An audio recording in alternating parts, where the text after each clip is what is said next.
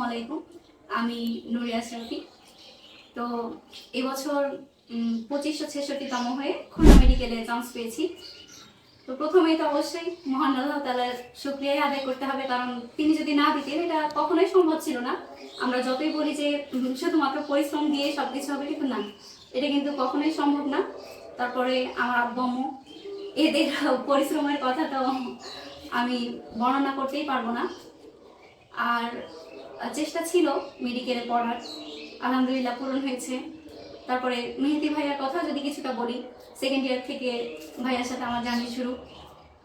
তো প্রত্যেকটা টপিক এমন ছোট ছোট করে খুব সহজে, একদম সাবলীলভাবে যেভাবে আমরা কথা বলবো, উপস্থাপন করব বা পরীক্ষার খাতায় লিখবো, যেভাবে লিখলে একদম ফুল মার্কস পাওয়া যায়, পুঙ্খানুপুঙ্খভাবে প্রত্যেকটা জিনিসই শিখিয়েছেন।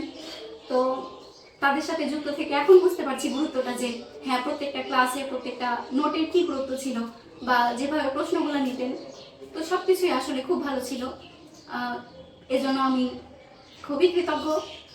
তো আলহামদুলিল্লাহ সবকিছুর জন্য।